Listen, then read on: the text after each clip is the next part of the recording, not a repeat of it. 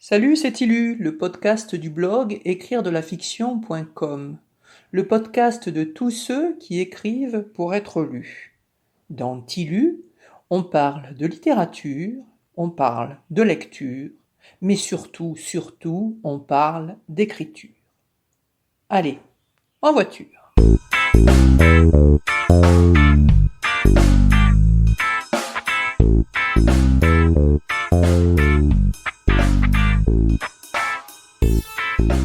Aujourd'hui, nous allons parler du sapin de Benjamin Biolay.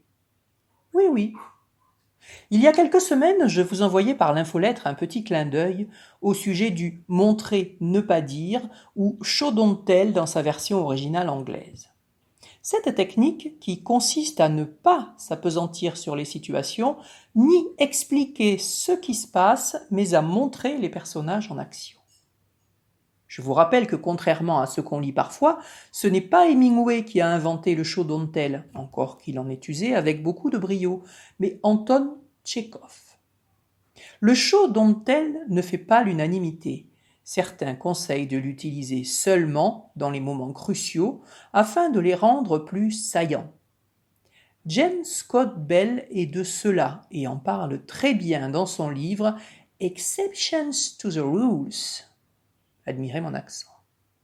J'aurais tendance à être d'accord avec James Scott Bell, car je ne connais rien de pire qu'une règle à laquelle il est impossible de déroger. Chuck Palahniuk, lui, n'envisage pas d'autre méthode. Le show don't tell est son credo. Son écriture cinématographique s'y prête merveilleusement. Car si les écrivains européens n'ont pas attendu les conseils venus d'outre-Atlantique pour expérimenter différents modes de narration, il est clair que le développement quasi hégémonique du cinéma américain sur les écrans est bien pour quelque chose dans l'engouement pour cette technique. Le show don't tell marche dans tous les cas. Cette technique fonctionne avec tous les types de narration, puisqu'il s'agit d'en dire le moins possible, mais peut se révéler difficile à manier. Tout dépend de votre talent. Rappelons qu'il existe plusieurs façons d'entrer dans la narration et que le point de vue varie en fonction. J'aime bien la classification qui est proposée par Eric Emmanuel Schmitt, je la trouve très parlante. Romancier Dieu, romancier caméra, romancier chien fidèle ou romancier ventriloque. Le romancier Dieu, comme son nom l'indique, est omniscient. Il sait tout des personnages et même plus que eux-mêmes n'en savent. Le romancier caméra suit l'action, mais ne connaît rien de l'intériorité des personnages, laissant au lecteur toute latitude d'interprétation.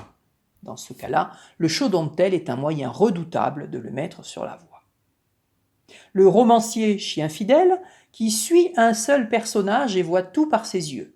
Le show don't tell sera un peu plus difficile à manier, mais guère plus. En effet, rien ne vous empêche d'écrire « La carafe explosa lorsque Bernard la posa sur le guéridon de marbre » pour que l'on comprenne qu'il l'a posée trop fort et que donc il doit être énervé ou maladroit. Tout dépend comment vous avez parlé de Bernard juste avant. Le romancier ventriloque parle à la première personne du singulier. La carafe explosa lorsque je la posai sur le guéridon de marbre. Tant que l'on se satisfait de décrire une action, tout est simple. Là où les choses se corsent avec le show don't tell, c'est quand les romanciers que nous sommes tentent de faire comprendre ce qu'il se passe dans la tête des personnages par une réflexion hors sujet qui leur échappe, une réflexion qui en dit long sur leur état d'esprit. Exemple de show don't tell magistral au cinéma. J'irai plus vite en vous parlant de Heureux encore, que j'ai vu la semaine passée. C'est un film de Benoît Graffin avec Sandrine Kiberlin dans le rôle de Marie, mère de famille amoureuse, mais lasse de la douce folie de son mari Sam, joué par Édouard Baird, qui a perdu son emploi depuis plus de 2 ans, ce qui conduit la famille à vivre dans la misère, et Benjamin Biolay en tentateur diabolique, amoureux de la mère de famille, sexy à la Biolay et très riche, ce qui ne gâche rien.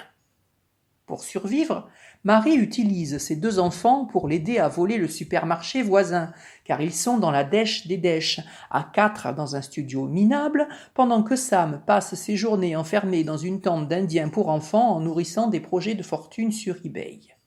N'importe quelle famille serait en danger d'explosion imminente.